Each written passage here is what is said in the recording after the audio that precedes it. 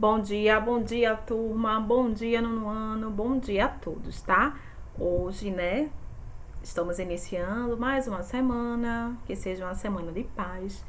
Acredito que será uma semana divertida, tá? Semana aí dos jogos, tá? Quem é que está participando? Quais são as modalidades, tá? Que quem se esforçar vença, né? A equipe, né, que merecer. Então vamos lá, né? Representa a equipe de vocês. Eu tenho a minha equipe, tá certo? Oitavo ano. Vamos lá, a gente vai ver quem é que vai ganhar. Então tá certo. Hoje vamos recordar, revisar dois assuntos que já estudamos. Qual? Concordância verbal e concordância nominal. Hoje iremos realizar, né, a resolução, iremos responder, no caso, algumas atividades do livro de gramática, tá certo? Pois bem, vamos lá. Então, gente, o que chamamos de concordância verbal é nada mais do que a compatibilidade de quê? De número, pessoa, entre o quê? Entre o sujeito e o verbo de uma oração.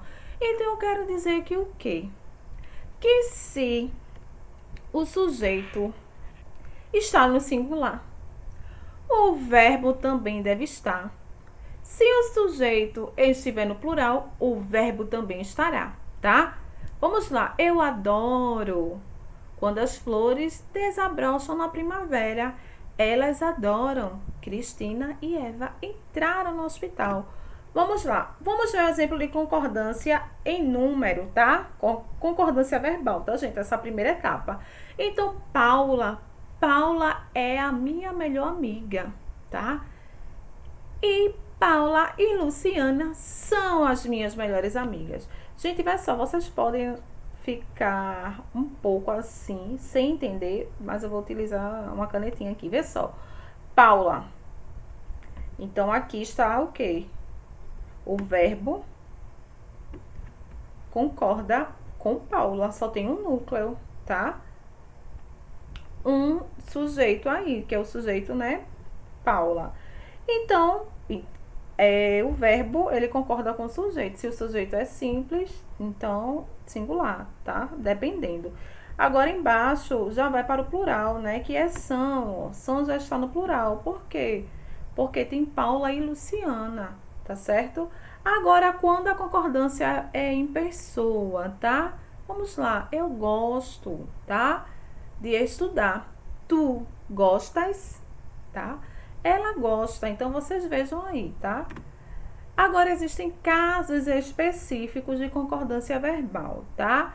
Primeiramente, a gente deve observar quem é o sujeito da frase, tá? Bem como analisar se ele é simples ou composto. Sujeito simples é aquele que possui apenas um núcleo, tá? Um só núcleo.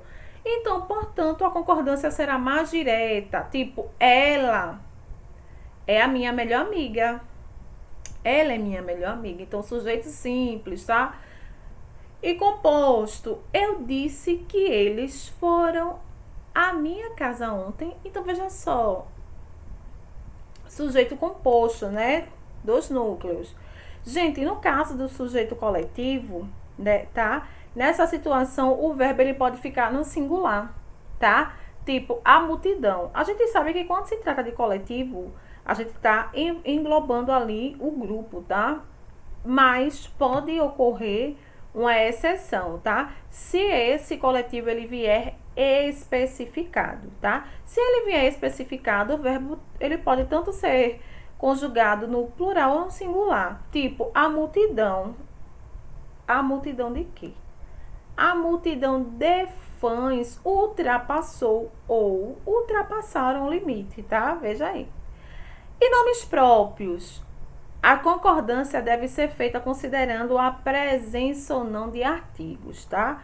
Os, né? Aí, artigo definido, né? Plural. Os Estados Unidos influenciam. Olha, o verbo ele foi para o plural. Influencia o mundo. Porém, se não tiver artigo, Estados Unidos influencia, tá? O verbo ficou no singular. Vamos lá, e regras. Qual é a regra, né? Para o sujeito composto.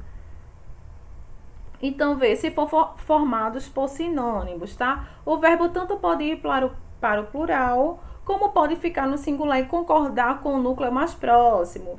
Preguiça e lentidão destacaram aquela agência. Então, destacaram aí, ó, o verbo, ele está no plural. Mas eu também posso colocar destacou, tá? Destacou.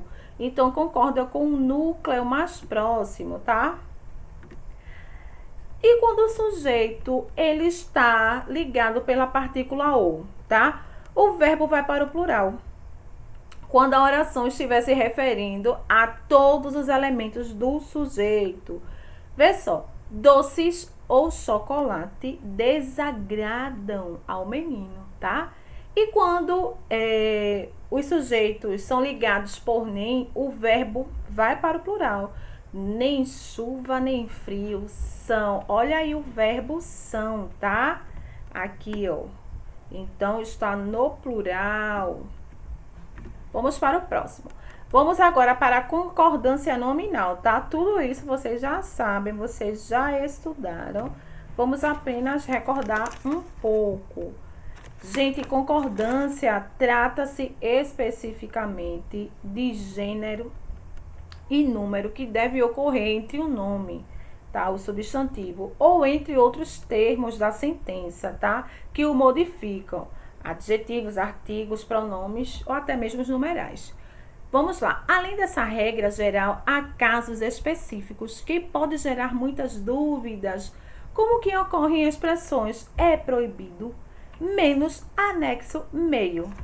A gente vai ver agora, tá? Como se dá a concordância nominal? Em uma sentença, quando o substantivo é acompanhado por outros termos, é necessário que haja concordância entre eles, isto é, os termos que o acompanham, né, o substantivo, devem estar de acordo com ele em gênero, tá? Feminino e masculino, e em número, singular e plural.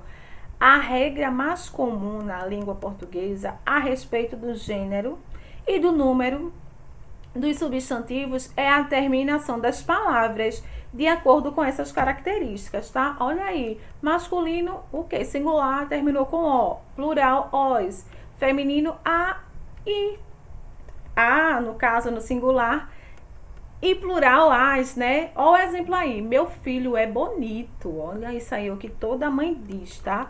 Então, vê só, meu, pronome, né? Pronome possessivo aí. Filho, substantivo, esse é verbo e bonito é adjetivo, né? Caso o substantivo da frase passe para o feminino, os termos que o acompanham terão que fazer a mesma transição para que haja concordância nominal, tá? Minha filha é bonita, então minha, pronome. Filha, substantivo, é verbo e bonita adjetivo. Tá? O mesmo acontece se alternarmos, né? Ou se alterarmos o número do substantivo, né? Do singular para o plural, tá? Vamos lá. O substantivo ele pode ser acompanhado por adjetivos, artigos, pronomes e até mesmo numerais, tá? Então, vai só. Vamos lá. Embora algumas palavras da língua portuguesa não sigam a terminação, né? Que eu falei, o, a, os, as, a regra para a concordância nominal tende a ser a mesma sempre. O número, tá? O gênero e o número do substantivo definem o gênero e o número dos termos que o modificam. Vamos lá, vamos ver alguns casos específicos de concordância nominal, tá? No entanto, alguns casos, né? A gente vai começar a ver agora a palavra menos, né? A gente tem medo de falar menos, tá? A gente é só. Menos é um advérbio, tá? Por isso não varia. No entanto, cada vez mais que as pessoas flexionam menos para o feminino para concordar com a palavra, uma expressão feminina, tá? Então, vai só. Em qualquer situação, gente, dependendo, utilize menos, tá? Ela tinha menos caixas que ele. Havia menos pessoas ou havia menos pessoas. É menos, tá? E quando é anexo, concorda em gênero e número, tá? Com a palavra determinada. Vamos ver. Para eu falar, porque tem uma diferença em anexo ou em anexo, tá? Vê só. O arquivo anexo contém um relatório elaborado. A planilha anexa, veja que aí flexionou, viu? Arquivo, né? Uma palavra aí masculina. Então, anexo continuou aí. Como eu mudei a palavra, né? Foi para uma palavra feminina, planilha, né? Então, anexo passou a ser anexa, tá? Então, veja só, é uma expressão, anexo não é em anexo, é invariável, tá? No arquivo em anexo está o relatório, tá? Vamos lá. E-mail. Muita gente também confunde aí, tá? Se é meio, se é meia. Ó, quando o meio é um advérbio, tá? Meio, quando ele vier igual a um pouco, ele não varia. Ela parece meio nervosa, ela parece meio cansada, tá? As meninas estão meio agitadas. Então, vê só. Quando meio é um advérbio, que quer dizer um pouco, não vai variar não, viu? Vai para meia não, vai ser meio mesmo.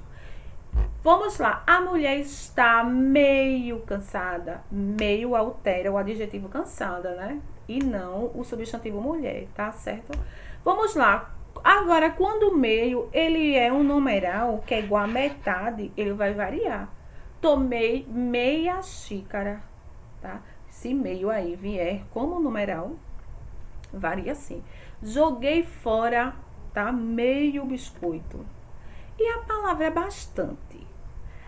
Vê só, existem situações em que a palavra bastante funciona como um pronome indefinido e situações em que funciona como um advérbio de intensidade. Em ambos os casos, bastante pode ser substituído por muitos, mas somente, tá? Vamos lá. Assim, quando um advérbio, tá? Bastante não tem plural, é invariável, mas quando é pronome tem plural, tá? Exemplo. Se for advérbio, ele fica no singular. Bora lá. Ele é bastante feliz. Então, é advérbio. Eu posso trocar por muito. Ele é muito feliz. Pronto. Não tem bastantes, tá? Eles são bastante felizes. Então, é advérbio. Eles são muito felizes. Ela tem bastantes, óbvio, como pronome indefinido. Então, eu posso trocar por muitas. Então, bastante aí, ele vai para o plural, tá? Vamos lá. E com a palavra proibido? Essa expressão não admite flexão de gênero. Quando a coisa proibida vem antes, tá? Ou vem antecedida de um determinante, tá? De um determinante. Bora lá. Se eu digo assim, se não tem um determinante, gente, então vai ser proibido. É proibido entrada de animais na loja. Agora, se tiver um determinante, fica da seguinte forma. É proibida a entrada, tá certo? Sem determinantes, não flexiona, fica proibido. Houve determinantes, tá? Antecedida de determinantes, então muda, tá? É proibido permanência por mais de 15 minutos. Proibido, mas eu também posso dizer que é proibida ok, a permanência por mais de 15 minutos. Professora, é proibido estacionar? É proibido estacionar. Então, vamos lá, fazer a atividade do livro de gramática, tá? Eu coloquei página 44 aí, gente, mas é porque 44 vem explicando aí o conteúdo, tá? E vocês podem dar uma revisada se desejarem, tá? Vai ser apenas um vídeo, porque hoje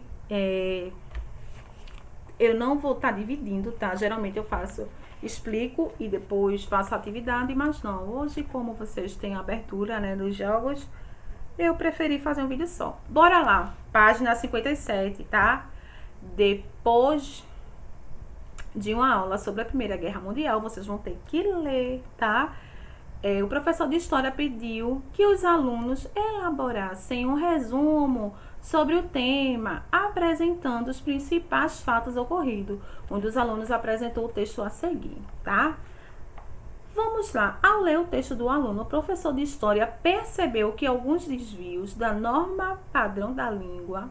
Então, com a ajuda do professor de português, ele circulou todas as palavras que apresentavam esses desvios para pedir ao aluno adequação. Leia o texto, procurando identificar as palavras que o professor circulou. Gente, vê só. Eu vou ler esse texto todo. Agora vai ficar um pouco complicado para eu dizer a vocês quais são, tá? Vê só. A Primeira Guerra Mundial ocorrido entre os anos... Então, esse ocorrido aí circula. De 1914 e 1918 circula também um acontecimento que circula a história das humanidades, tá? O nas também, nas incessante busca por lucro, também circula aí lucro. Circula imperialista, circula esforço, circula pertencente, circula imperialista de novo, circula resultaram e circula envolveu. Ainda tem mais, tá? Circula país, circula Minas, gente. Vamos lá, no segundo parágrafo. Circula mercado, consumidor, ameaçadas, bastantes, fábricas, passou, inglesa, pessoa, produto, alemão, levaram. Isso, o segundo parágrafo. Bora pro terceiro. Terceiro parágrafo, circula aí. Líder, fez, governante, faz, quer, usou, meio, comunicações, os meios de novo, haviam, serviu, sentimentos nacionalistas, absorveu, contida, partiu, responsável, pensou e lucro. Vamos agora para o quarto parágrafo. Milhão, pessoa, morreu, campo, milhão de novo, soldado, passou, epidemia, mutilado, pelas que, unido, ele, arma, foi, dedicou, país, europeu, envolvido, estadunidense, consumidor, bastante. Agora vamos lá, quinto parágrafo. Muita, surgiu, foram dominadas, passou, foram novamente controladas e umas, tá certo? Agora vamos lá, vamos para a página 58, tá? Aí depois, vocês podem adequar, né? Se vocês quiserem passar limpo e ver quais palavras poderiam ser, né, escritas, tá? Outra opção, né, dessas que vocês circularam. Vamos lá, segundo quesito, o trecho abaixo foi extraído do texto escrito pelo aluno, tem que ler, tá? A Primeira Guerra Mundial foram um acontecimento que marcaram a história das humanidades. Aproveitando-se dos conhecimentos adquiridos nos capítulos anteriores, classifique a oração em destaque. Oração subordinada adjetiva restritiva, tá? Vamos lá. Letra B. Apesar dos desvios da norma padrão presentes, conseguimos analisar sintaticamente a oração destacada e compreender o seu sentido. O que isso nos prova? Que as inadequações gramaticais não impedem a comunicação entre o autor e o leitor, tá, gente? Vamos lá, a gente vai fazer esse primeiro quesito aí de concordância e expressividade, tá? Letra A, né, do primeiro quesito. Na sua opinião, por que as construções exóticas de Dona Armênia dão um ritmo humorístico à trama? E, para além do humor, qual você acha que foi o propósito do autor da novela ao construir uma personagem que fala errado, tá? Vê só, vamos lá. Na novela Rainha da Sucata, da Rede Globo, a atriz Araci viveu a personagem Dona Armênia, tá? Uma descendente de armênios. Na trama, a personagem cômica é a mãe superprotetora de 3 filhos homens. O humor de Dona Armênia está, entre outras coisas, no seu sotaque e na maneira como formula seus enunciados. Construções como minhas filhinhas, referindo-se aos filhos, este cobra e eu passando, Aparecida da Norte, são marcadas da personagem que fez muito sucesso no ano de 1990, tá? Então, vê só.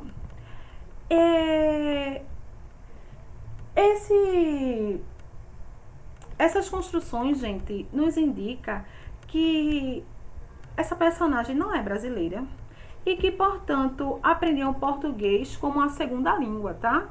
Por isso que essas construções são engraçadas e causam estranhamento, tá, na gente. Mas também são marcadas por quê? Por uma personagem, tá? Dramática, exagerada. Claro que a novela vai dar um teu a mais, tá? Letra B. Durante a Primeira Guerra Mundial, os armênicos sofreram o que ficou conhecido como genocídio armênio, tá? Promovido pelo Império Otomano. Cerca de 1,5 milhão de pessoas morreram, tá? Então, vocês vão ter que conversar esse assunto com o professor de história de vocês, tá? E depois a gente bate um papo sobre isso. Gente, pessoal, encerramos a nossa aula por hoje. Próxima aula nos encontramos. Vocês sabem que hoje se inicia, né? Os jogos, então, parabéns, tá? Vamos lá, durante a semana vamos nos encontrar. Qualquer coisa tem a plataforma, então beijo, se cuidem, vamos lá, vamos competir. Tchau, tchau.